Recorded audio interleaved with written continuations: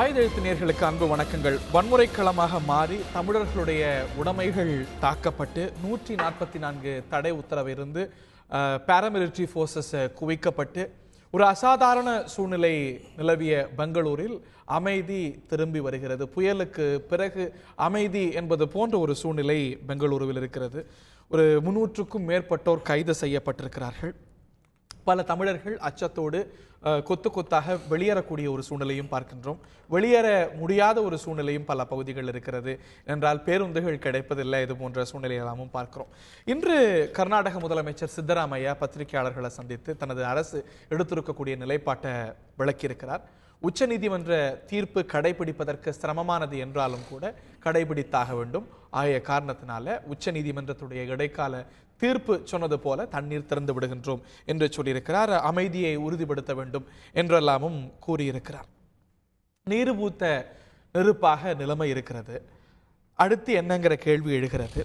திரும்புமா அமைதி, அதே போல கிடைக்குமா நீதிங்கிற கேள்வி எழுந்திருக்கிறது. கர்நாடகத்தில் நடந்திருக்கக்கூடிய சம்பவத்தை பார்க்கின்றோம். அந்த அளவுக்கு இல்லை என்றாலும் கூட இங்கும் நமக்கு தலைகுனிவை ஏற்படுத்தக்கூடிய சம்பவங்கள் ஆங்காங்கே சில குழுக்களால், சில லெட்டர் பேட் இயக்கங்களால் நடத்தப்பட்டு வருவதும் நமக்கு வேதனை அளிக்கிறது. அதையும் சேர்த்தே பார்க்க வேண்டியிருக்கிறது. காவிரி விவகாரம், திரும்புமா அமைதி, கிடைக்குமா நீதி, விவாதிக்கலாம். இந்த நிகழ்ச்சியில் நம்முடைய காங்கிரஸ் மூத்த தலைவர் செய்தி தொடர்பாளர் திரு திருச்சி வேலுசாமி அவர்கள் இணைகிறார். வணக்கம், அவரை வரவேற்கின்றோம். மற்றும் பாஜகவுடைய செய்தி தொடர்பாளர் திரு குமரகுரு அவர்கள் இணைகிறார், அவரை வரவேற்கின்றோம். மற்றும் மூத்த பத்திரிகையாளர் திரு ராதாகிருஷ்ணன் அவர்கள் இணைகிறார். மற்றும் நம்முடைய காங்கிரஸ் கட்சியை சேர்ந்த கர்நாடகத்துடைய காங்கிரஸ் மாநில பொதுச் செயலாளர் திரு பிரகாஷம் அவர்களும் இணைகிறார்கள். அனைவரையும் இந்த நிகழ்ச்சிக்கு வாழ்த்துக்களோடு வரவேற்கின்றோம். திரு பிரகாஷம், இன்று உங்களுடைய முதலமைச்சர் அறிவித்திருப்பது என்பது நிச்சயம் வரவேற்கத்தக்கது. உச்ச நீதிமன்றத்துடைய தீர்ப்பை செயல்படுத்துவோம் அப்படின்னு. எது இயல்பா நடக்கணுமோ அது ஒரு முதலமைச்சர் அறிவிக்க வேண்டிய ஒரு அசாதாரணமான ஒரு சூழ்நிலை இருக்கிறது.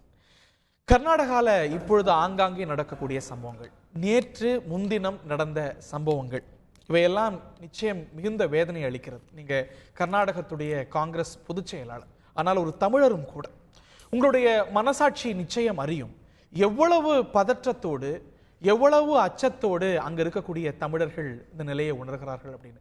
நிறைய பேர் இந்த தொலைக்காட்சிக்கு பேசினாங்க. என்னுடைய நண்பர்கள் நிறைய பேர்கிட்ட பேசினேன். ரொம்ப சுமூகமாக தான் இருந்திருக்கிறாங்க, எந்த ஒரு பிரச்சனையும் இல்லை. ஆனால் நேற்றைய சூழ்நிலை, அதற்கு முந்தைய நாள் சூழ்நிலை, கடந்த ஒரு வார சூழ்நிலையே ஒரு மிகுந்த அசாதாரண நிலையோடு உணர்றாங்க. சட்டத்தின் ஆட்சி தான் நடக்குதுன்னு புரிஞ்சுக்கிறேன். ஆனால் ஒரு சட்டத்தின் ஆட்சி நடக்கக்கூடிய ஒரு சூழ்நிலையில இப்படிப்பட்ட வன்முறை சம்பவங்கள் எப்படி அனுமதிக்கப்பட்டது? How was it tolerated? ஏன் கட்டுப்படுத்தலை அப்படிங்கிற இயல்பான ஒரு கேள்வி எழுகிறது. சார், நீங்கள் இப்போ இந்த காவிரி இஷ்யூ வந்த உடனே பந்துன்னு அனௌன்ஸ் பண்ணாங்க. கன்னட போராட்டக்காரங்க எல்லாரும் சேர்ந்து இதை செஞ்சாங்க. இந்த செஞ்ச பிறகு அந்த பந்து எந்த அளவுக்கு அமைதியாக நடந்தது. நேற்று 11 மணி அளவில் டிவியில் வரக்கூடிய செய்திகளை பார்த்தவுடன் உடனே அது என்ன ஆச்சுன்னே தெரியாது. ஃபர்ஸ்டில் நான் இல்லை. நேற்று நீங்கள் எப்படி எனக்கு என்ன வேதனைன்னா, 2 உயிர் பலிகள் போயிட்டுருக்கு. 2 உயிர் பலிகள். அது யாராக இருக்கலாம், தமிழராக இருக்கலாம், கன்னடராக இருக்கலாம். ஒரு இது 2 இந்திய உயிர்கள். நாங்களும் மிகுந்த வருத்தத்தை வெளிப்படுத்துறோம். எங்களுக்கும் வேதனை அளிக்குது. ரொம்ப வருத்தம், அது ரொம்ப வருத்தம். எங்க தலைவர் சிஎம் 8 தடவை பிரைம் மினிஸ்டருக்கு லெட்டர் எழுதுறாரு, இதுல தலையிடணும் அப்படின்னு சொல்லிட்டு. பட் அந்த பக்கம் இருந்து எங்களுக்கு எந்த விதமானது இல்லை. இந்த காரணம் எப்படின்னு சொன்னீங்கன்னா, மத்திய சட்டம் ஒழுங்கு அப்படிங்கிறது உங்களுடைய ஸ்டேட் சப்ஜெக்ட். உங்களுடைய அதற்கான முதல் பொறுப்பு ஏன் மத்திய அரசு தலையிடல அப்படின்னா துணை கேள்வியா கேட்கலாம், ஏன் எழுப்பலங்கிற ஒரு கேள்வி வரலாம். ஆனா பிரதான பொறுப்பு உங்களுக்கு தான். சட்டம் ஒழுங்கு கரெக்டா தான் பண்றாங்க. அந்த ஒரு சூழ்நிலை சரியா இருந்ததுன்னா 50 பேருந்து எரியுமா, நூற்றுக்கணக்கான கோடி மதிப்புள்ள பொருட்கள் சேதமாகுமா, திரையரங்குகள் கெட்ட சக்திகள்னு சொன்னேன். இல்ல, அந்த கெட்ட சக்திகளுக்கு எப்படி சக்தி வந்தது, எப்படி ஊக்கம் வந்தது, எப்படி அவங்க ஒரு நிலைமை கட்டுக்குள் இருக்கிறது அப்படின்னு கர்நாடக முதல்வர் சொல்கிறார். கட்டுக்குள் இருக்கிற அவர் சொன்ன பிறகு 50 பேருந்துகள் எரிக்கப்படுகின்றன. எங்கே இந்த தைரியம் இருந்தது? ஏன் தாக்கப்படல? இங்கேயே உணர்வாளர்கள் இருக்கிறாங்க, இங்கேயும் சில பேருக்கு கோபம் வரக்கூடும். ஆனா ஆனா அப்படியெல்லாம் நடக்கல. எல்லோரும் பொறுப்புணர்வோடு நடந்துட்டு இருக்காங்க. பெங்களூர்ல ஏற்பட்டிருக்கிறது போல நிலை சென்னையில இல்ல. அங்க ஆனா இந்த அளவுக்கு நடக்கல, அங்க நடந்துருக்கு. சென்னையில இல்ல. அங்க வந்து ஹோட்டல்ல மற்ற பகுதிகளில் இல்ல. ஹோட்டல்ல அடிச்சிருக்காங்க. நான் மிகுந்த வேதனையோட பார்க்கிறேன், கண்டிக்கத்தக்க சம்பவமா பார்க்கிறேன். ஆனா பெங்களூர்ல நடக்கிறதையும் இல்ல நான் என்ன சொல்றேன், சென்னையில நடக்கிறதையும் ஒப்பிட முடியாது. நடந்தாலும் சரி சார், தவறு தான் சார். அந்த தவறை தப்புதான் ஏன் தடுக்கலங்கிறது தான் பிரதான கேள்வி. அந்த தவறு ஏன் கட்டுப்படுத்தல அப்படிங்கிறது தான் என்னுடைய பிரதான கேள்வி. இல்ல அதாவது இந்த அளவுக்கு வரும் அப்படின்றத நம்ம யாரும் எதிர்பார்க்க. இதெல்லாம் ஒருத்தன் வந்து என்ன டைரக்டா வந்துட்டு என்ன ஒருத்தன் அடிக்கிறான்னு எனக்கு எதிர்பார்த்திருக்கவே மாட்டேன். அரசுடைய பொறுப்பு இந்த ஆபத்துகளை எல்லாம் உணர்ந்து இப்படிப்பட்ட ஒரு சென்சிட்டிவான ஒரு சூழ்நிலை இருக்கு அப்படின்னா, இப்படிப்பட்ட ஒரு உளவுத்துறை உங்க அரசுக்கு நிச்சயம் இருக்கு, எல்லா அரசுகளுக்கு இருப்பது போல. அதன் மூலமா கண்டறிந்து இது போன்ற ஒரு சூழ்நிலை வருது அப்படின்னு இதை கட்டுக்குள் வைத்துக் கொள்வது உங்க அரசுடைய பொறுப்பு. டிவில வரலாம், ரேடியோல வரலாம், சோசியல் மீடியால வரலாம், எப்படி வந்தாலும் இரும்பு கரத்தோடு அந்த நிலைமையை கையாண்டு கட்டுக்குள்ள வைத்துக் கொள்வது அப்படிங்கிறது சட்டத்தின்படி ஆட்சி செய்யக்கூடிய ஒரு அரசுடைய முதலமைச்சருடைய பொறுப்பு. கட்டுக்குள் கொண்டு வந்திருக்கிறார்கள். அமைதி நிலவுகிறது. அதுல எந்த விதமான சந்தேகமும் கிடையாது. 144 போடக்கூடிய நிலைமை கட்டுக்குள் இருப்பதா? ஒரு துணை ராணுவம் ஒரு மாநிலத்துக்குள்ள வருவது அப்படிங்கிறது கட்டுக்குள்ள இருக்கக்கூடிய ஒரு நிலையுடைய எடுத்துக்காட்டா, விளைவா? எப்படி எனக்கு புரியல. பாதுகாப்புக்காக ஏற்பாடு பண்ணது சார். பாதுகாப்புக்காக ஏற்பாடு பண்ணது எங்க சிஎம் நல்லபடியா தான் பண்ணிருக்காரு சார். இல்ல உங்க சிஎம் நல்லபடியா பண்ணியிருந்தா 50 பேருந்து எப்படி எரிஞ்சிருக்கும்? இவ்வளவு உடைமைகள் எப்படி தாக்கப்பட்டிருக்கும் சார்? சில கெட்ட சக்திகள் இது காத்துக்கிட்டு இருக்காங்க. அது வந்து இப்போ வந்து எந்த இடத்துல நடக்கும், எப்படி நடக்கும், எந்த நேரத்தில் நடக்கும் நம்ம இது பண்ண முடியாது சார். இது சடனா வரும்போது என்ன செய்ய முடியும்? இது நிச்சயமா ஒரு தேசிய அவமானம். இப்ப சடனா இது சடன் திடீர் நிகழ்ச்சி சார். இது ஒரு திடீர் நிகழ்ச்சி. இதுக்கு வந்து நான் என்ன சொல்றேன், இந்த நிகழ்ச்சி வராம தடுத்திருக்கலாமே. பிரைம் மினிஸ்டர் போய் ஒரு முறையிடுறாருல, வாங்க இன்டர்வென்ட் பண்ணுங்கன்னு சொல்றாங்களே, ஏன் அவங்க பண்ண மாட்டேங்கிறாங்க? உங்களுக்கு சார் இந்த நிலைமையெல்லாம் கட்டுக்குள்ள கட்ட தாண்டி போன பிறகு மத்திய அரசு தலையிடுது. அது சரியான நேரத்துல தலையிட்டு தான் கேள்வி இருக்கு. எல்லாம் முடிச்ச பிறகு நான் வந்து பாக்குறேன். ஏன் சார்? இல்ல சார், சார் என் பொறுப்பு எனக்கு இருக்கு சார். நான் யாருமே எனக்கு செய்யலாம் கூட என்ன காப்பாத்திக்க முடியும். அப்ப நீங்க என்ன சொல்ல வரீங்க? நீங்க என்ன சொல்ல வரீங்க? நீங்க என்ன சொல்ல வரீங்க? நம்பிக்கை இருக்கு இல்லையா? உங்க மாநிலத்துடைய சட்டம் ஒழுங்க ஞாயிற்றுக்கிழமையோ நேற்றோ மத்திய அரசு முழுமையா ஏற்றுட்டு இருக்கணும், அவங்க கண்ட்ரோல்ல கொண்டு வந்திருக்கணும் அப்படிம்பீங்களா? அதுதான் மத்திய அரசு செஞ்சிருக்கணும்ங்கறீங்களா? அப்படி இல்ல சார். பின்ன சார் நான் என்ன சொல்றேன், இது முன்னால இந்த காவேரி இஷ்யூ இவ்வளவு பெருசா பண்ண வேண்டாமே? இந்த இஷ்யூ தெரிஞ்சது இல்லையா? பந்து பண்றாங்க, எல்லாம் பண்றாங்கன்னு தெரியுது இல்லையா? ஆமா சார். அப்ப என்ன செஞ்சிருக்கணும்? ராணுவத்தை கொண்டு இறக்கி இருக்கணுமா? சொன்னேன் ராணுவத்தை கொண்டு இறக்கி இருக்கணுமா சார்? அது இல்ல சார். பண்ணி 2 முக்கிய மந்திரிகளையும் கூப்பிட்டு அதிகாரிகளையும் கூப்பிட்டு வச்சு இது எப்படி பண்ணலாம், இது என்ன மாதிரி பண்ணா நாட்டுக்கு நல்லது, காவேரியில கர்நாடகாவுக்கு என்ன மாதிரி பண்ணணும், தமிழ்நாட்டுக்கு என்ன மாதிரி பண்ணணும், அது உச்ச நீதிமன்றத்தில் இருக்கு. அதை பத்தி பேசலாம். ஆனா அதுக்கும் பஸ் ஏரியறதுக்கும் தமிழர்களுடைய உடைமைகள் தாக்கப்படுறதுக்கும் எந்த சம்பந்தமும் இல்லை சார். அது ஒரு சட்டம் ஒழுங்கு பிரச்சனை, ஒரு மாநில முதலமைச்சருக்கு மட்டுமே முதற் பொறுப்பு இருக்கக்கூடிய பிரச்சனை, உங்க மாநிலத்துடைய உள்துறைக்கு மட்டுமே இருக்கக்கூடிய பிரச்சனை. அது கட்டுக்குள்ள தாண்டி போகும்போது மத்திய அரசு ஏன் தலையிடலங்கிற கேள்வி வருது. அந்த கட்டுக்குள் இல்லாம தாண்டி போனதுக்கு அனுமதித்தது ஏன், அந்த சூழ்நிலையை வந்து அந்த அளவுக்கு தள்ளினது ஏங்கிறது தான் பிரதான கேள்வி. திருச்சி வேலுசாமி உங்களுடைய நண்பர், உங்களுடைய கட்சியை சேர்ந்த நண்பர், தமிழகத்து நண்பர் திருச்சி வேலுசாமி அவர்கள் இணைகிறார். இந்த ஒரு சம்பவம் உங்களுக்கு நிச்சயமா மனவேதனை அளிக்கும், எங்க எல்லாருக்குமே அளிப்பது போல, எல்லோருக்கும் அளிப்பது போல. அதை தாண்டி ஒரு தர்ம சங்கடத்தையும் சேர்த்தே ஏற்படுத்தி இருக்கும் உங்களுக்கு. ஏன்னா அங்க ஆளுவது காங்கிரஸ் அரசு என்ற வகையில ஒரு சிறிய தர்ம சங்கடமும் ஏற்பட்டிருக்கிறதுக்கான வாய்ப்பு. உயிர்கள் இழக்கப்பட்டது சார். அதான் மெயின் சார். 2 உயிர்கள் இழக்கப்பட்டு இருக்கிறது. அவர் ஹார்ட் கோஸ் ஃபார் இட். நாங்க மிகுந்த வேதனைப்படுறோம். ஒரு 2 இந்திய உயிர்கள் நிச்சயம் போயிருக்க கூடாது. அது கன்னட உயிரோ தமிழ் உயிரோ இந்திய உயிர். நாங்க அதற்காக மிகுந்த வேதனைப்படுறோம். அந்த அளவுக்கு நிலைமை ஏன் போச்சுங்கிறது தான் கேள்வி. இந்த செய்தி வந்த உடனேயே உச்சநீதிமன்றம் சொன்னது, உடனே தண்ணியை திறந்து விட்டார் சித்தராமையா காங்கிரஸ் முதலமைச்சர். திறந்து விட்டதோடு சர்வகட்சி கூட்டத்தை கூட்டுகிறார். நீதிமன்றம் சொல்லிவிட்டது தண்ணீரை திறந்து விடுதான் நியாயம் அப்படின்னு சொல்றார். ஆனால் உள்ளே இருந்த அந்த கூட்டம் முடிந்து வெளியே வந்தவுடன் பகிரங்கமாக உள்ள நடந்த சொன்னா கூட நீங்க மறுக்கலாம். வெளியே வந்த உடனே எதிர்க்கட்சி தலைவர்கள் பத்திரிகையாளர்கள் என்ன சொன்னாங்க?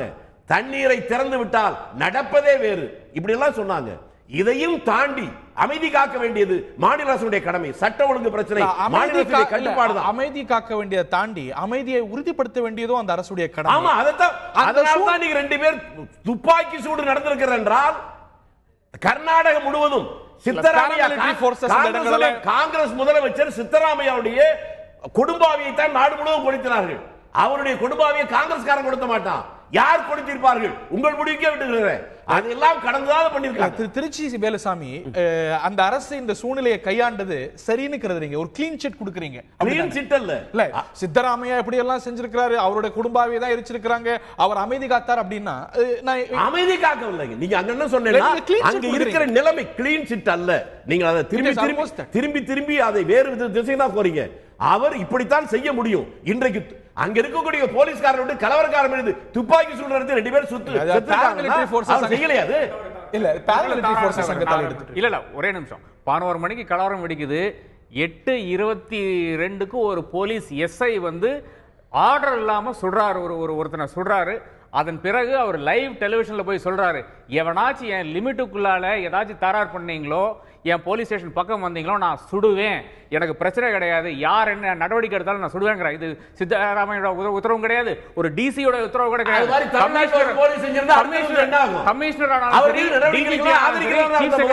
எல்லாரும் வேடிக்கை பார்த்து உட்கார்ந்து கொண்டிருந்தார்கள். தன்னுடைய சீட்டுக்காக ஒரே ஒரு எஸ்ஐனால மட்டும்தான் அந்த கலவரமே முடிஞ்சு போச்சு நான் கருதுகிறேன். அப்படி ஒரு எஸ்ஐ தமிழ்நாட்டில் இல்லையே. தமிழ்நாடு முழுக்க கலவரம் தமிழ்நாட்டுல அப்படி எஸ்ஐக்கள் எல்லாரும் இருக்கிறதுனால தான் கர்நாடகா போல, பெங்களூரு போல, சென்னை பத்தி எரியுது. ஏங்க 5 வயசு குழந்தைய அடிச்சாங்களே ஜெயலலிதா மீது தீர்ப்பு வந்த போது யார் கேட்டா? நீங்க நியாயப்படுத்துறீங்களோ? நியாயப்படுத்தல. ஆனால் சட்டம் ஒழுங்கு அவங்க ஏதோ செயல்படுத்தல, இங்க செயல்படுத்துறாங்க போல நீங்கள் சொல்றது ஆதரிக்க முடியாது. பஸ் அங்க எரியுதே அப்படின்னு பார்க்கும்போது நீங்க ஜெயலலிதா வழக்குல என்ன நடந்தது அப்படின்னா அதுக்கு அதோட பொருள் நான் என்ன கேக்குறேங்க, தமிழ்நாட்டுக்காரன் அடிபடுகிற போது எல்லாருக்கும் கடமை இருந்தாலும் தலையாய கடமை தமிழகத்துடைய முதலமைச்சர் இருக்க. அவர் பத்திரிகையாளர் பார்த்திருக்காங்களா? சர்வகட்சி கூட்டம் போட்டாங்களா? அந்த கோபம் உங்களுக்கு ஏன் வரல? நிச்சயமா அது எழுப்பப்பட வேண்டிய கேள்வி. இதே அரங்கத்தில் நேற்றும் முன்தினமும் அதற்கு முந்தைய நாட்களிலும் எழுப்பப்பட்ட கேள்வி. மீண்டும் நீங்களும் எழுப்பலாம், நாமும் எழுப்புவோம். இதை தாண்டிய கேள்விகளும் நிறைய எழுகின்றன. இந்த அமைதி திரும்பி வருகிறது, ஒரு மயான அமைதியாக தென்படுகிறது, நீரு பூத்த நெருப்பு போல இருக்கிறது. இது ஒரு நிரந்தர அமைதியாக, ஒரு சுமூக சூழலை நோக்கிய ஒரு தொடக்கமாக இருக்க வேண்டும் என்பதுதான் நம்முடைய அவா. பாஜகவுடைய செய்தி தொடர்பாளர் கிட்ட நான் கேட்க வரும்போது, ஒரு சுயாதீன அமைப்பு காவிரி மேலாண்மை வாரியம், இதனது அமைப்பு பற்றி தொடர்ந்து வலியுறுத்தப்படுவது வந்து ஒரு சட்டப்பூர்வமாக கிடைக்க வேண்டிய ஒரு அவசியம், உரிமை, தேவை எல்லாமே. இதை பற்றி மோடி வென்ற நாளிலிருந்து கேட்கப்படுகிறது. இந்த அரங்கத்தில், பொது தளங்களில், எல்லா தளங்களையும் செய்வோம் சார், நாங்கள் நிச்சயமாக செய்வோம், என்ன அவசரம்னு அன்றிலேருந்து சொல்லி வரீங்க. இது வரைக்கும் உருவாகலை. ஒருவேளை அந்த ஒரு சுயாதீன அமைப்பான காவிரி மேலாண்மை வாரியம் இருந்திருக்குமானா, கர்நாடகா நாங்கள் உச்ச நீதிமன்ற தீர்ப்பை கேட்குறோம் அப்படின்னு அது ஏதோ ஒரு சலுகை போன்று சொல்ல வேண்டிய ஒரு சூழ்நிலை இருந்திருக்காது. இந்த அமைப்பு அதை திறந்து விடுற, அதை நிர்வாகம் செய்யக்கூடிய ஒரு பொறுப்பையும் சட்டப்பூர்வமான நிலையும் இருந்திருக்கும். இப்பொழுதாவது உணர்றீங்களா அந்த ஒரு மேலாண்மை வாரியத்துடைய அவசியத்தை? இல்லை, இது திருப்பி ஹரி கேட்கறது எனக்கு ரொம்ப வியப்பாக இருக்குது. ஏன்னா இதே அரங்கத்திலையும் பல அரங்கத்தில் நான் சொல்லிக்கிட்டே இருக்கிறோம். திரும்ப சொல்கிறதுனாலே அது தப்பாகிடக்கூடாதுன்னு எனக்கு பயமாக இருக்குது. நாங்கள் 2013 நாங்கள் 2014 வந்தோம். 2013 சித்தராமையா இந்த வாரியம் அமைக்கக்கூடாதுன்னு ஒரு பிரேயரோட போடுறாரு பெட்டிஷனை. அதுக்கு இந்த அம்மையார் ஒரு பெட்டிஷன் போடுறாங்க, இல்லை அமைக்கணும், அந்த ட்ரிபியூனல் ஆர்டரை நீங்கள் என்ஃபோர்ஸ் பண்ணுங்கன்னு. சித்தராமையா சொல்கிறாரு, ட்ரிபியூனல் ஆர்டர் மேலேயே எங்களுக்கு கேஸ் இருக்குது, அதை முதல்ல டிசைட் பண்ணுங்க. இன்னொரு விஷயம், அதை டிசைட் பண்ணுறதுக்கு முன்னாடி காவிரி மேலாண்மை வாரியம் அமைக்கிறது அர்த்தமே இல்லை, ஏன்னா அந்த அமைப்பு வந்துருச்சுன்னா இதை நாங்கள் அப்படின்னு சொல்லிட்டாரு. உச்சநீதிமன்றம் என்ன சொன்னாங்க? மேலாண்மை வாரியத்தை அமைக்க வேண்டாம், நம்ம எல்லாம் பேசி முடிச்சு எல்லாம் தீர்த்துட்டு அப்புறமா அமைச்சுப்போம் அப்படின்னு எந்த இடத்துல உச்சநீதிமன்றம் சொல்லி? December 3 2013 justice R M. Lodha observation இல்ல என்ன அப்சர்வேஷனுங்க? பீங் a lawyer சொல்றேன், observation is equal to judgment. தயவுசெய்து சொல்றேன், அது மக்களுக்கு தப்பா போயிடக்கூடாதுங்க. அப்சர்வேஷன்ல அவுட் ஆஃப் கான்டெக்ஸ்ட் அது தமிழக அரசு கேட்கக்கூடிய வாதத்துக்கு அவர் ஒரு பதில் வாதமா வைக்கிறார். என்ன வாதம்?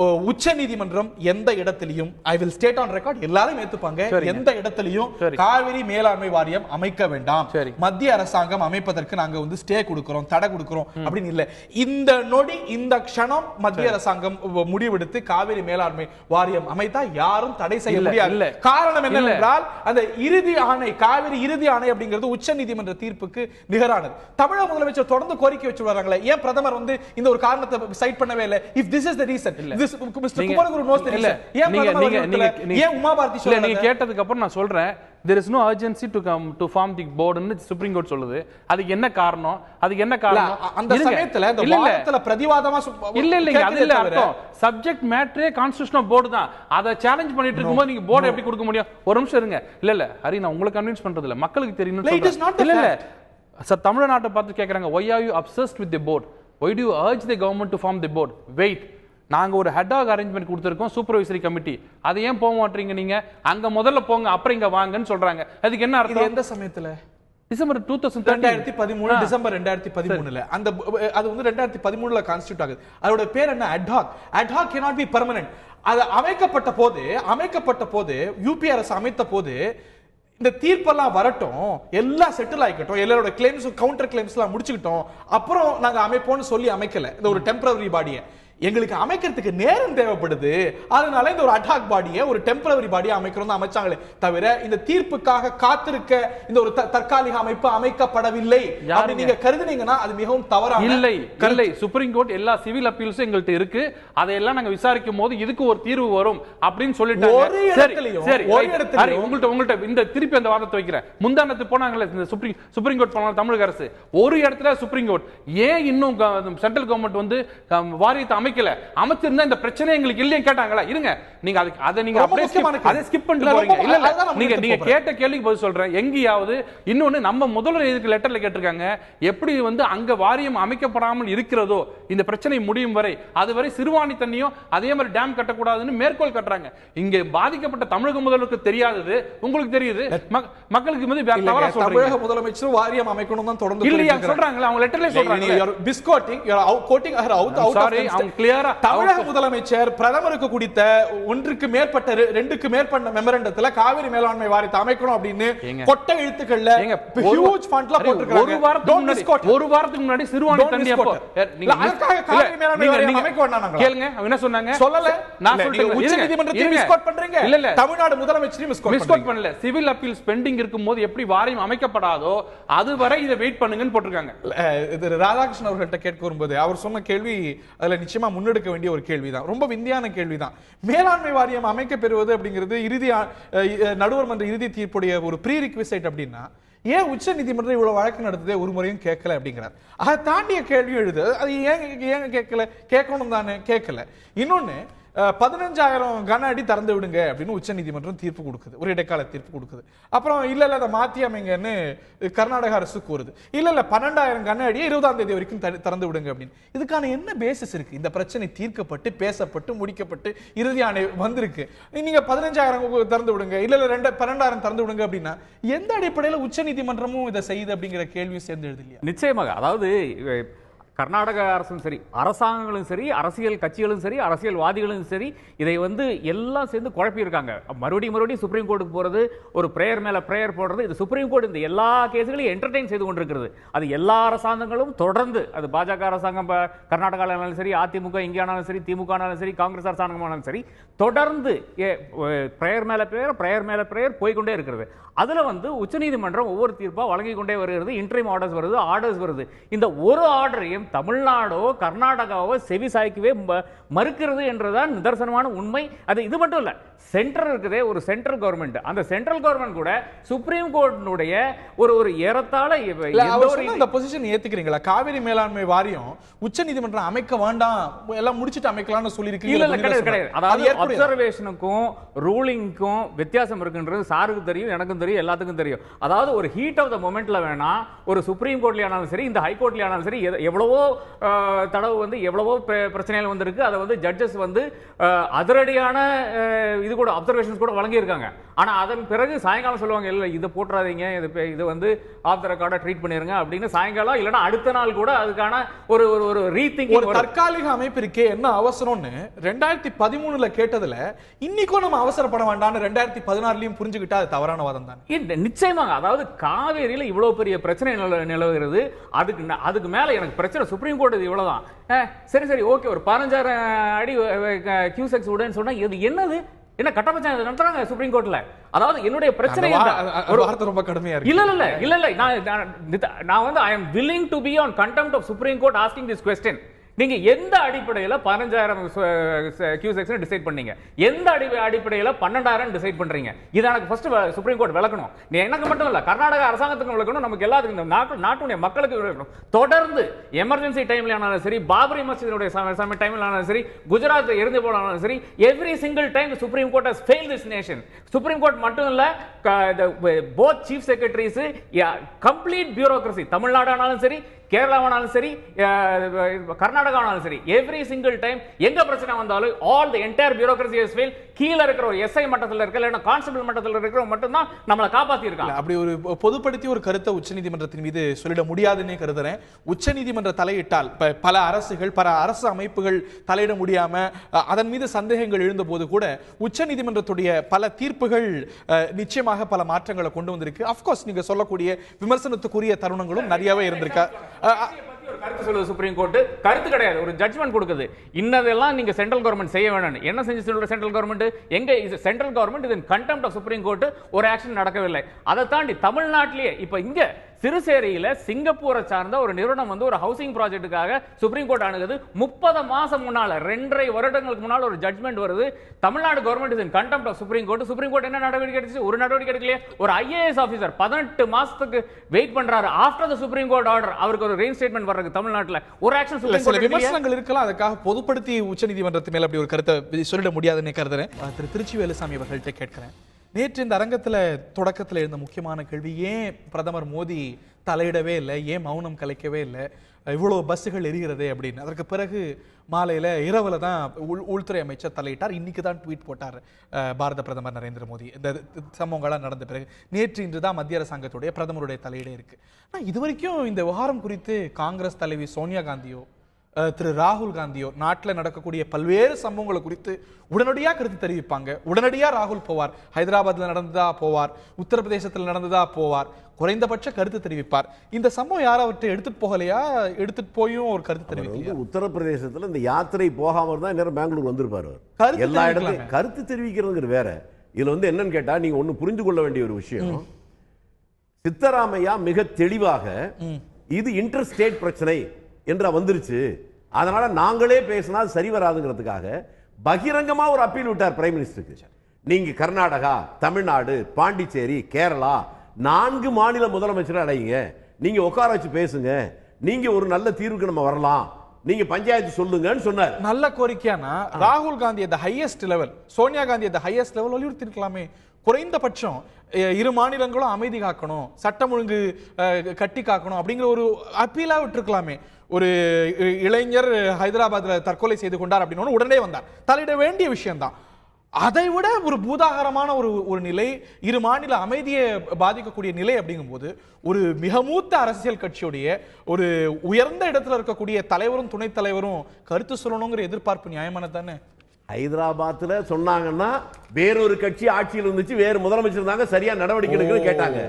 காங்கிரஸ் ஆட்சியுடைய முதலமைச்சரே அவர் தெளிவாக அமைதிக்கு காரணமாக காரியம் பண்ணணும்னு சொல்றாங்க. அதுக்கு அவங்க திரும்பி சொல்லணும் அவசியம் இல்லை. அது ஏன் சொல்லணும்ல?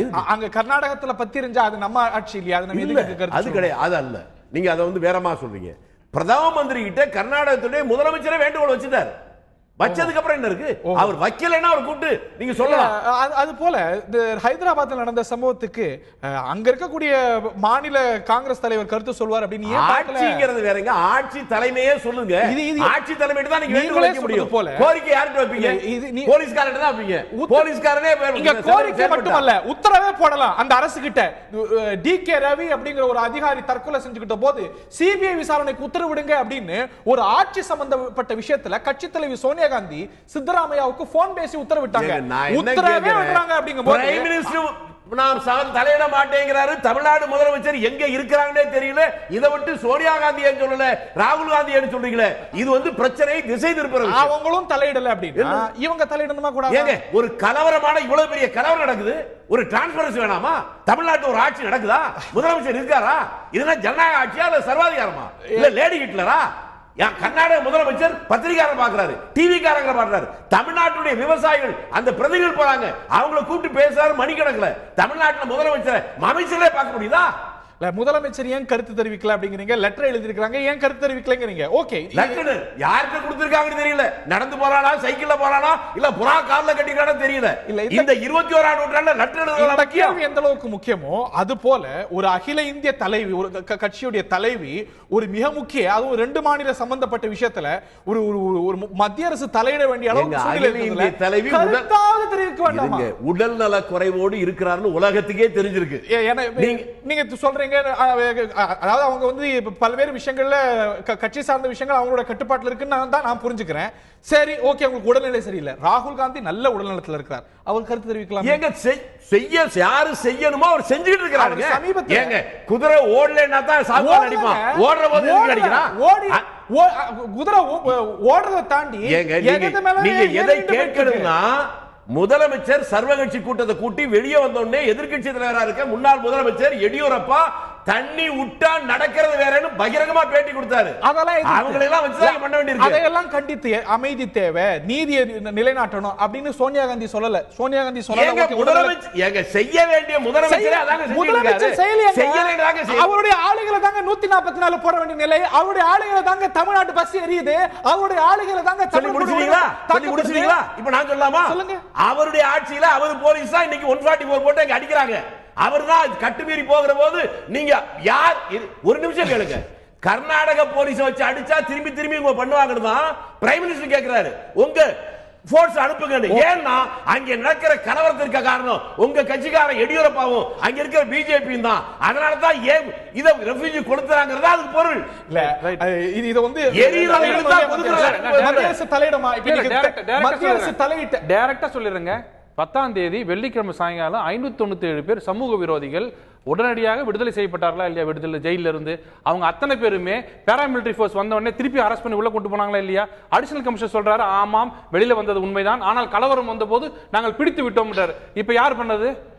இப்ப சொல்லுங்க. பாராமிலிட்டரி ஃபோர்ஸ் வர சொல்லுங்க. கூட்டதே சீ முடிச்சாங்க. 597 பேர் பதில் சொல்ல சொல்லுங்க. இவர சொல்ல சொல்லுங்க. அவர் சொல்ல சொல்லுங்க. இருங்க. உங்க எடியூரப்பா அவர் சொல்ல சொல்லுங்க. நடக்கிறது வேற சொன்னாரா?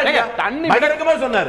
எடியூரப்பா மட்டும் சொல்ல, கர்நாடகத்தை சேர்ந்த அமைச்சர் ஒருவர் சொல்கிறார், காங்கிரஸ் தலைவர் சொல்றாங்க, ரத்த தத்தரம் நாங்க வந்து தண்ணி விட மாட்டோம் அப்படின்னு. ஆனா விட்டாங்களா இல்லையாங்க? எங்க அதுதான் சலுகையா பிச்சையா? சலுகையா விட்டாங்க. தண்ணியை விட்டுட்டு தான் பேசுறாங்க. ஆனா இவங்க எதிர்க்கட்சியா சலுகையா? ஹரி வருங்க. இல்ல தேவேகவுடா போய் பாக்குறாருங்க, மோடி பாக்குறாரு. அவர் சொல்றாரு இந்த 4 பேரையும் கூட்டுங்க, கொடுக்க முடியாதுன்னு. அவர் மோடி ஒரே வார்த்தை சொல்றாரு, இல்ல சப்ஜுடிஸ் மேட்டர் வர முடியாது, நீங்க போங்கன்றாரு. இருங்க, நீங்க எப்படி பேசுறீங்க எனக்கு தெரியும், உங்க ரியாக்ஷன் சொல்றேன். 22 எம்பிக்கள் இருக்கிற ஒரு பிஜேபியை வந்து அவங்க வேண்டான்னு சொல்லிட்டு தமிழகத்துக்கும் பாதிப்பு கொடுக்க கூடாதுன்னு சொல்ற ஒரு பிரதமர் சொன்ன உடனே வெளியில வந்த உடனே சொல்றாரு, இருங்க இது அவர் பண்ண மாட்டாரு, இனிமேல் நடக்காதுன்னு உடனே கலவரம் நடக்குதாங்க. கலவரம் நடந்த உடனே ராஜ்நாத் சிங் கேட்கிறாரு அனுப்பட்டுமான்னு. அனுப்புங்கன்னு சொன்னா எல்லாம் கலவரம் நின்னு போச்சு. பிஜேபி பண்ணுதாத? பிஜேபி என்ன பண்ணுச்சு சொல்றேன். ஆனந்தகுமார் மூத்த தலைவர், மத்திய அமைச்சர், இந்திய அரசியலமைப்பு சட்டத்தின் மீது சத்திய பிரமாணம் எடுத்துக்கொண்டு இந்திய நாட்டுடைய அமைச்சராக பொறுப்பேற்றார். நான் தான் தண்ணியை திறந்து விட வேண்டாம்னு சொன்னேன். சரி, இப்ப யார் திறந்து விட்டது? இல்லைங்க, தண்ணியை திறந்து விட கூடாதுன்றது அங்க இருக்க அத்தனை கட்சிக்காரங்களோடது. அது வந்து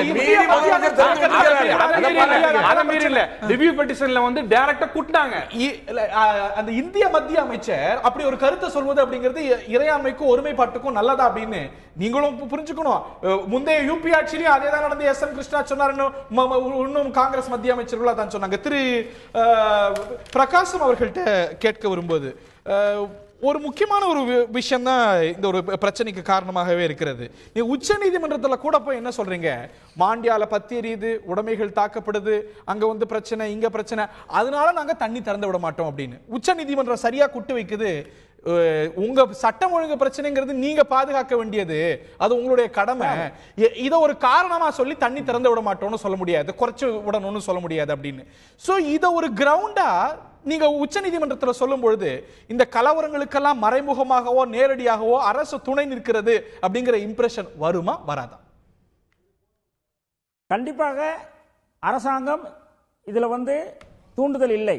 இதுல வந்து கிளியர் கட்டா சொல்லிருக்காரு எங்க முதலமைச்சர், சுப்ரீம் கோர்ட் உத்தரவு பிரகாரம் தண்ணீர் விடணும், தண்ணீர் விட்டுருக்காங்க. அதை விட முக்கியம், இங்க உள்ள தமிழர்களையும் பாதுகாக்கப்பட வேண்டும். 80 லட்சம் தமிழர்கள் வாழ்கிறார்கள். ஒரு சிறிய நிகழ்ச்சி கர்நாடகத்தில், இது ராமேஸ்வரத்தில் ஒரு கன்னடியனை, ஒரு கன்னடத்து மகனை அவர் அழிக்கும் போது அதை திரைப்படங்களில் பார்த்து எழுந்ததுதான் இந்த ஒரு எழுச்சியை ஒழிய எந்த அதை நியாயப்படுத்தல. நான் மீண்டும் சொல்றேன், அது கண்டிக்கத்தக்கது, மிகவும் கண்டிக்கத்தக்கது. அது அருவருப்போட அவமானத்தோட பார்க்கிறேன். ஆனா அதற்கு வித்திட்டது சந்தோஷ் அப்படிங்கிற தமிழக இளைஞரை பெங்களூர்ல ஈவு இறக்க தாக்கினதோட விளைவு. ரெண்டும் நியாயப்படுத்த முடியாது, ரெண்டும் கேவலமானது, ரெண்டும் தவறானது. மைசூர்ல, மண்டியால, சாம்ராஜ் நகர்ல எல்லா இடத்துலயும் வாழ்றாங்க. எங்க சித்ராமையா எல்லா இடத்துலயும் கண்ட்ரோல் பண்ணிட்டு வராரு. அதை விட முக்கியம், கர்நாடகத்தில் கொடுக்க தமிழ் சங்கம் எல்லாமே சேர்ந்து இந்த இடத்துல வந்து கர்நாடக அரசாங்கம் சப்போர்ட் பண்ணுது. சித்தராமையா அரசாங்கம் நல்ல முறையில் கண்ட்ரோல் கொண்டு வராங்க. இந்த நேரத்துல தலையிட்டு உடைக்காதீங்க, அரசியலாக்காதீர்கள். தயவு செய்து சொல்றேன், இது அரசியலாக்கி இடையிலே ஒரு உறவை துண்டித்துக் கொள்ள வேண்டாம். நம்ம தமிழ்நாடும் கர்நாடகம் நல்ல உறவுகள் இருக்கின்றன. நம்ம வேலுச்சாமி சார் சொன்னது மாதிரி நாங்க எத்தனையோ தடவை நல்லா ஞாபகம் இருக்கு. நான் சின்ன பையனா இருக்கும் போது எம்ஜிஆர் ஐயா அவர்கள் வந்து எங்க தேவராஜ் ஐயாட்ட வந்து இந்த மாதிரி தண்ணி விடணும் போது இவ்வளவு இல்ல இவ்வளவு கொடுக்கலாம் இந்த மாதிரி பேசி தண்ணி விட்ட காலங்களும் உண்டு. தயவு செஞ்சு அதை மனசுல வச்சுக்கங்க. பேச்சுவார்த்தைக்கு வாங்க. எங்க முதலமைச்சரை இன்னைக்கு காலையில போய் பார்க்கணும். சித்தராமையா சார் பார்க்கணும்னா 8 மணிக்கு தீர்மானம் பண்ணலாம், 10 மணிக்கு அவர் வீட்டில் போய் பார்க்கலாம், அவர்கிட்ட பேசலாம். என்னுடைய தமிழ் சங்கத்துடைய சகோதரர்கள் தாமோதரன் சார் தலைமையில வந்து தமிழ் சங்கத்தில் வந்து எங்களுக்கு பாதுகாப்பு எல்லாரும் நீங்க நல்ல முறையில் நிகழ்ச்சியில பதிவு செய்தார். அசூரன்ஸ் கொடுத்தவர் நிகழ்ச்சியில பதிவு செய்தார். தமிழர்கள் உணர்வு 80 லட்சம் தமிழர்கள் வாழ்கிறார்கள். அன்புடனும் அரவணைப்புடனும் எல்லாத்திலும் சகோதர வாழ்ந்து வருகிறார்கள். தயவு செய்து அரசியலாக்கி அதை பாழாக்க வேண்டாம் என்று அன்புடன் கேட்டுக்கொள்கிறேன். நானும் அதே அன்போட சொல்றேன். நிச்சயம் உங்களுடைய மனசாட்சி உணரும். அங்க இருக்கக்கூடிய தமிழ் சொந்தங்கள்லாம் உங்களுடைய தமிழ் சொந்தங்கள், நமது தமிழ் சொந்தங்கள் எவ்வளவு இன்செக்யூரா ஃபீல் பண்றாங்க நான் உத்தரவாதமா கொடுக்க முடியும். நிகழ்ச்சியில் இருக்கக்கூடிய அத்தனை விருந்தினர்களும் உத்தரவாதம் கொடுப்பாங்க. இங்கு கன்னடர்கள் எந்த விதமான அச்சமுமின்றி பாதுகாப்பாக இருப்பார்கள். பெங்களூர்ல நடைபெற்றது போல, மாண்டியால நடைபெற்றது போல அந்த ப்ரொபோஷன்ல நாளைக்கோ கலவரம் வராது, எதுவும் வராது. சில இனக்குழுக்கள் செய்யலாம். இன்னைக்கு நான் சொல்றேன், என் அண்ணன் தம்பி மாதிரி எங்களுடைய சித்தராமையாவும் அவ்வளவுதான். ரொம்ப நல்லவர். அவர் வந்து தமிழர்களுக்கு எந்த வகையிலும் தொந்தரவு இருக்காது, அச்சுறுத்தல் இருக்காது. இங்க இருக்கக்கூடிய கன்னட அமைப்புகள் ஏன் இது ஒன்று எக்ஸாம்பிளே சொல்றேன். இன்னைக்கு நாராயணகவுடா நான் பேசினேன். ஹலோ சந்தோஷ் ஒருத்தன் அடிச்சவங்க மேல ஒரு நாள் ஃபுல்லா எஃப்ஐஆர் போடல. அதுக்கு அடிஷனல் கமிஷனர் சொல்றாரு யார் அடிச்சான்னு தெரியல, எவனுமே கம்ப்ளைண்ட் கொடுக்கல. அங்க எப்படி இங்க அடிச்ச உடனே அத்தனை பேரை கொண்டு போய் உள்ள அரெஸ்ட் பண்ணி வச்சது எப்படி? இன்னைக்கு எல்லாரும் அரெஸ்ட் சஸ்பெண்ட் பண்ணிருக்காங்க. சென்னையில ராமேஸ்வரத்துல இது போன்ற அசம்பாவித சம்பவங்கள் நடந்திருக்கு. நாங்க எல்லாரும் வெட்கப்படுறோம். ஆனா அரசியலாக்காதீர்கள் முதல்ல சொன்னேன் சார். திருப்பி நீங்க ராமேஸ்வரத்தை இஷ்யூ கொண்டு வரீங்க. ஏன் வந்து டிவில எல்லா டிவில அதே எடுத்து காமிக்கிறீங்க? கன்னடத்துல ஒரு தோழனை ஏன் அடிக்கணும் அதே எடுத்து காமிக்கிறீங்க? அதனால தயவு செய்து அதெல்லாம் விட்டுட்டு காவேரியில் இருக்கக்கூடிய விவசாயிகள் இடத்தை பாருங்க, நிலத்தை பாருங்க, கேஆர்எஸ்ல வந்து பாருங்க. தண்ணி இல்ல. தமிழ்நாட்டுடைய இதர பகுதிகளிலும் நடக்கக்கூடிய சம்பவங்களையும் கர்நாடகாவில் நடக்கக்கூடிய நிலையும் நிச்சயம் ஒப்பிட முடியாது. மலையும் மடுவையும் ஒப்பிடுவது போலது. ஏன் உங்க முதலமைச்சர் ரெடியா இருக்கல? முதலமைச்சர் வந்து பேசலாம். ஏன் ரவுடி ஏன் வெளில விட்டீங்க? 597 பேர் ஏன் விட்டீங்க? கேள்வி திரு குமரகுரு கேக்குறார். நேத்து நீங்க எதை பேசிட்டீங்க? முக்கியமான கேள்வி குமரகுரு கைது செய்யப்பட்ட போக்கிங்க ஊரெல்லாம் உலகம் பூரா சுத்துறாரு. ஒரு நாள் ஒரு கோட்டு போட்டு சுத்துறாரு. ஏன் இங்க ஒரு இவ்வளவு பெரிய பிரச்சனை நடக்குது, இவ்வளவு பெரிய கலவரம் நடக்குது? ஏன்பா என்ன 2 முதலமைச்சர்களும் 4 முதலமைச்சர்களும் கூப்பிட்டு பேசலாம்ல? நாராயணசாமி கூப்பிடலாம்ல? நீ கேட்ட உடனே மிலிட்டரி அம்சாருங்க, பாரா மிலிட்டரி ஃபோர்ஸ். அது வந்ததுக்கு அப்புறம் தான் அமைதி அங்க இருக்கு. சார் மிலிட்டரி சார் நீங்க அனுப்பலனா உங்களுக்கு வரதுக்கு தயாரா முடியாதுன்றீங்க பிரைம் மினிஸ்டர். சித்தராமையா சார் எல்லா உங்க முதலமைச்சர் வருவாங்களா? கன்ஃபார்ம் பண்ண முடியுமா? அப்ப கூப்பிட்டாங்க. ஒரு தமிழ்காரனுக்கும் கர்நாடக முதலமைச்சர் மத்திய அரசு தலையிட்டு கேட்டாங்க. எங்க சித்தராமையா சார் இருக்கு.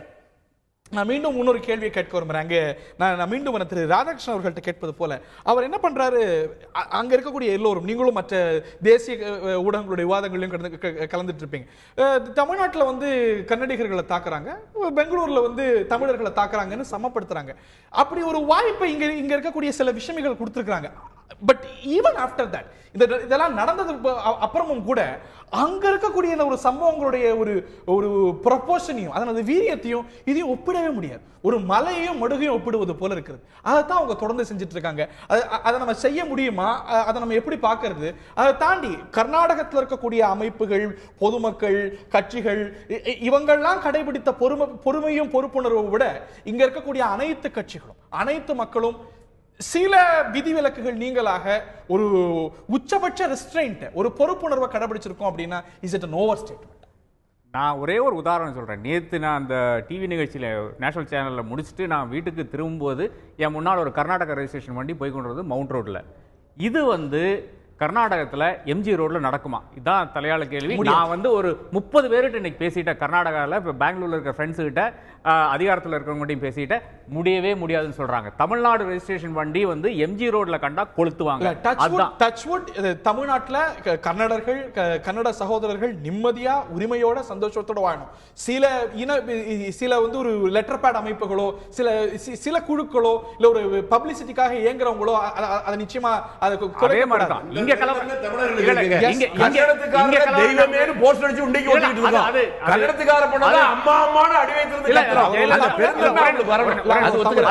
ஜெயலலிதா இங்க முதலமைச்சரானாலும் சரி, கருணாநிதி முதலமைச்சரானாலும் சரி, இங்க இந்த போலீஸினுடைய போக்கு அதான் சொல்லுவேன். போலீஸ் எப்படி நடந்து கொள்ளுகிறதோ அதற்கான ஒரு அமைப்பு இருக்கிறது. அந்த அமைப்பு இன்னும் கம்ப்ளீட்டா சீரழிந்து போகவில்லை. அதனால அந்த கட்டுக்காப்பில் இருக்கிறதுனால மட்டும்தான் இங்க தமிழ்நாட்டில் நடக்குது. இப்போ கர்நாடகாவில் நேர் விபரீதமாக தான் முழுசாக நடந்து கொண்டிருக்கிறது. இப்போ மறுபடியும் வாட்ஸ்அப்பில் அங்கே என்ன போய் கொண்டிருக்கிறதுனா, அதாவது நமக்கு தண்ணீர் குடிக்க கூட தண்ணீர் கிடையாது, அவங்க பாசனத்துக்கு தண்ணீர் கேட்குறாங்க. இதுதான் ஒரு பெரிய ஒரு வதந்தி நடந்து கொண்டிருக்கிறது கர்நாடகாவில். இது முற்றிலும் பொய் என்ற மேட்டூர் அணை நிரம்பி இருக்குன்னு பேசிட்டு இருக்கோம். ஆமா, இன்னைக்கு நான் ஒரு ராஜ்யசபா டிவியில் ஒரு நிகழ்வுல மேட்டூர் அணை நிரம்பி இருக்குன்னு ஒரு பட் என்ற ஒரு கான்ஸ்டிடியூஷன் லாயர் சொல்றாரு. இதை விட ஒரு வாதம் இருக்குமா? இல்ல ஒரே நிமிஷம். அதாவது நீங்க பேசும்போது நான் கர்நாடகை சேர்ந்தவன் இல்ல தமிழ்நாடை சேர்ந்தவன் பேசாதீங்க. நான் ஒரு இந்திய பிரஜைன்னு பார்த்து பேசுங்க.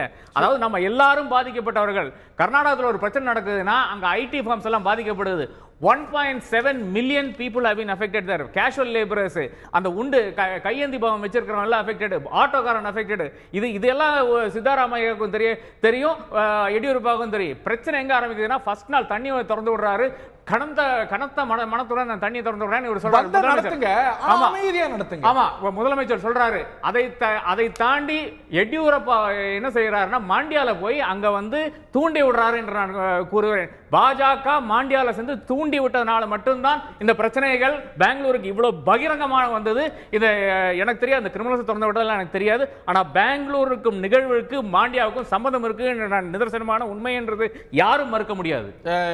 நீங்க நிச்சயம் உணர்வீங்க. கேஆர்எஸ் பாருங்க, ரெண்டு விவசாயிகளும் பாருங்க, ரெண்டு விவசாயிகளும் ஒன்னா இருக்கணும். தமிழ்நாடு விவசாயி என்னுடைய விவசாயி, கர்நாடக விவசாயி என்னுடைய விவசாயி, ரெண்டு பேரும் நல்லா இருக்கணும். அதுக்காக நான் ஒத்துழைப்பு தரேன். தயவு செஞ்சு வாங்க, கேஆர்எஸ் பாருங்க, என்ன நிலைமை பாருங்க, தஞ்சாவூருக்கு வாங்க, அதே போல உங்க முதலமைச்சர் மாவட்டங்களுக்கு வந்து பாருங்க, அங்க ஒரு போகம் பாஞ்சிருக்கு, அதுக்கு கூட வழி இல்லை. எங்க சீஃப் மினிஸ்டர் இப்ப பார்க்கணும், ஒரு மணி நேரத்துல என் தொண்டர்கள் பார்ப்பாங்க. ஜெயலலிதா யாராவது போய் பார்க்க முடியுமா? அது எங்க பிரச்சனை, அது நீங்க தலையிட வேண்டாம், அது உங்களோட கவலையா இருக்க வேண்டாம். அது திருச்சி வேலை சாமி சொல்லலாம், திருச்சி வேலை சாமி சொல்லலாம். இங்க you can say he cannot, that you can say.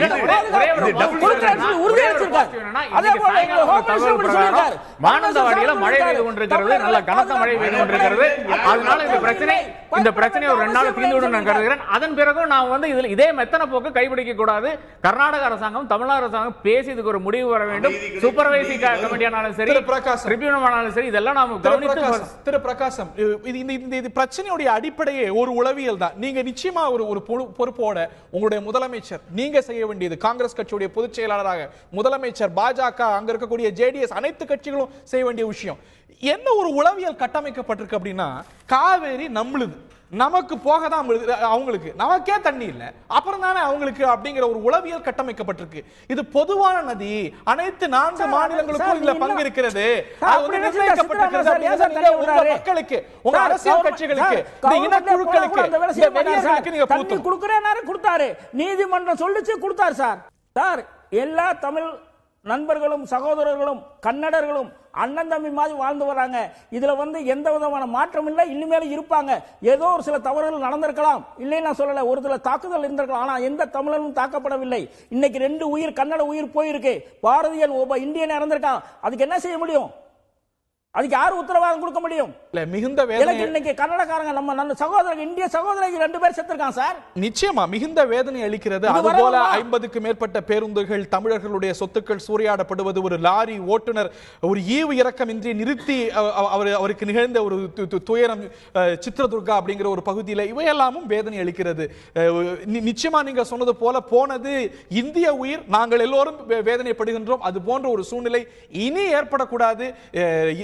தொடர்ந்து வலியுறுத்தப்படுவது போல இது இந்தியா பாகிஸ்தான் பிரச்சனை அல்ல. அங்கே லட்சக்கணக்கில் தமிழர்கள் வாழ்கிறார்கள், இங்கே லட்சக்கணக்கில் கன்னடர்கள் வாழ்கிறார்கள். இன்னைக்கு நிறைய ஸ்தாபனங்களை அங்க அடிச்சு ஓடிக்கிறாங்க, இங்கேயும் அதற்கு எதிர்வினையாற்றுகிறது. இவர்களெல்லாம் நம்மள் ஒருவராகத்தான் இங்க அந்த ஸ்தாபனங்களுடைய பயனை நாமும் நம்முடைய பயனை அவர்களும் அனுபவிச்சுட்டு இருக்கோம். திடீர்னு எப்படி ஒரு பிரச்சனை, அது ஒரு நதிநீர் பிரச்சனை நம்மை விரோதிகளாக்க முடியும்? நிச்சயமாக ஆக்கக்கூடாது. ஒரு அமைதி திரும்ப வேண்டும். அமைதி திரும்புவது எந்த அளவுக்கு முக்கியமோ நீதியும் கிடைக்க வேண்டும் காவிரி விவகாரத்தில். நிகழ்ச்சியில் பங்குண்ட விருந்தர்கள் அனைவருக்கும், பார்த்த நேயர்களுக்கும் நன்றி. வணக்கம்.